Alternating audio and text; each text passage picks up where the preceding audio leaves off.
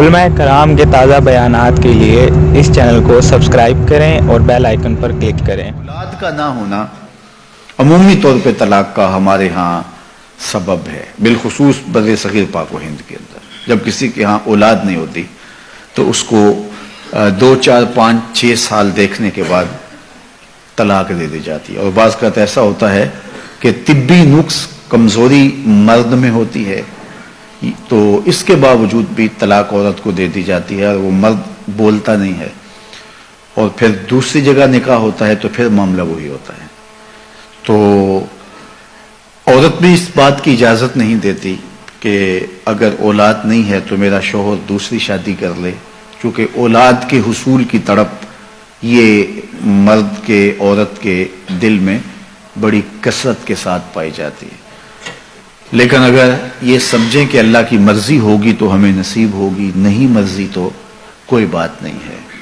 اچھا، ایسا بھی ہوتا ہے کہ اولاد تو ہوئی ہے لیکن اولاد مادینہ ہوئی ہے، اولاد نارینہ نہیں ہوئی، تو اولاد نارینہ نہ ہونے کی وجہ سے بھی طلاق ہو جاتی۔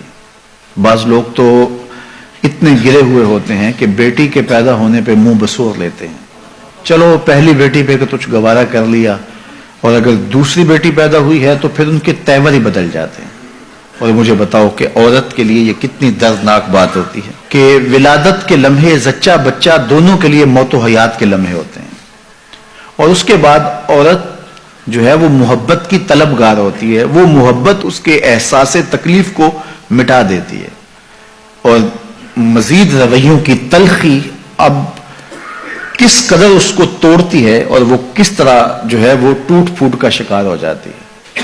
اور پھر تیسری اولاد سے پہلے عورت کا ہر لمحے رنگ بدلتا ہے کہ نہ جانے اللہ کی تقسیم کیا ہے، اور اگر اب بھی بیٹی ہوگی تو میرے اوپر کیا قیامت ٹوٹے گی۔ تو وہ لمحہ لمحہ جو ہے وہ اذیت سے گزرتی ہے، اور دعائیں بھی مانگتی ہے کہ اللہ کرے بیٹا پیدا ہو، اگر اب تیسری بھی بیٹی پیدا ہوئی تو میرا حال کیا ہوگا۔ اور اگر اس کے کانوں تک یہ خبر پہنچتی ہے کہ بیٹی ہوئی ہے تو پھر تو وہ کسی سے آنکھیں نہیں ملا سکتی، اور پھر جو دوسری بیٹے پر اتنا تلخ رویہ رکھے ہوئے تھے اب ان کا رویہ کتنا تلخ ہوگا اور کتنا کڑوا ہوگا، اور کن نفرتوں کا اس خاتون کو جو ہے وہ شکار ہونا پڑے گا۔ یہ اللہ کی مرضی ہے، جسے چاہے بیٹا دے، یہ اللہ کی مرضی ہے جسے چاہے بیٹی دے۔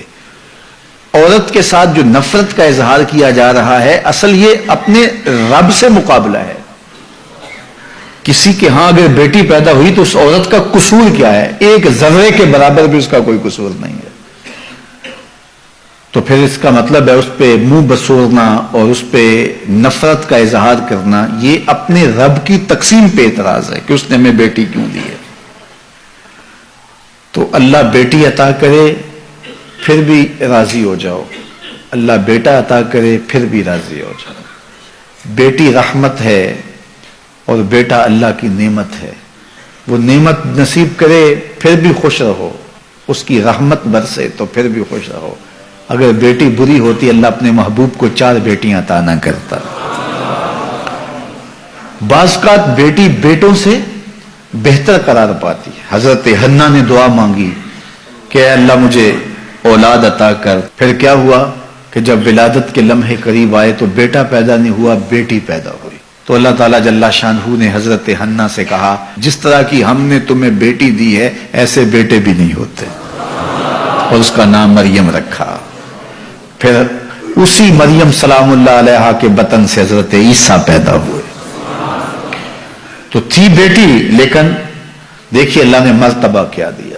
تو یہ تو اللہ کو پتا ہے کہ تمہارے لیے تمہاری آخرت کی ضامنہ بن جائے وہ بیٹی، تمہاری دنیا کی عزت کا سبب بن جائے وہ بیٹی، تمہارے قرار باطن کا سامان بن جائے وہ بیٹی۔ بعض کا بیٹوں کی نافرمانی ماں باپ کی ساری عزت خاک میں ملا دیتے ہیں، اور بعض کا بیٹیاں انسان کو کہاں سے کہاں اٹھا کے لے جاتی ہیں۔ تو یہ اللہ کی مرضی ہے کہ وہ بیٹا عطا کرے، وہ اللہ کی مرضی ہے کہ وہ بیٹی عطا کرے۔ بیٹے کی آرزو ہر شخص کے سینے میں موجود ہے، لہذا اللہ سے دعا کرے کہ اللہ مجھے جو ہے وہ ذریت صالحہ عطا کر، مجھے بیٹا عطا کر دے۔ نصیب ہو اچھی بات ہے، اور اگر اللہ کو منظور نہیں تو اللہ کو پتا ہے کہ کیا دینا ہے اسے۔ ہم نے تو اپنی معلومات اپنی چاہت، اپنے جذبے اور اپنی خواہش کے مطابق مانگا، اور ہمیں کیا عطا کرنا ہے یہ اللہ جانتا ہے۔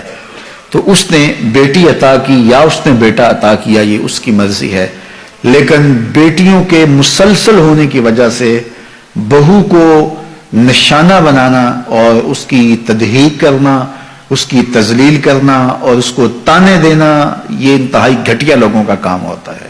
یہ اللہ کی مرضی ہے، چاہے بیٹے عطا کرے چاہے وہ بیٹیاں عطا کرے۔ تو اولاد کے نہ ہونے کی وجہ سے طلاق واقع ہوتی ہے، یہ بھی ایک گھٹیا پن ہے۔ اور دوسری بات کہ بیٹیاں ہونے کی وجہ سے طلاق واقع ہوتی ہے، تو اگر کوئی اس وجہ سے طلاق دیتا ہے تو یہ طلاق دینے کا بدترین ذریعہ ہے، اور اللہ تعالیٰ ایسی شر سے ہمیں محفوظ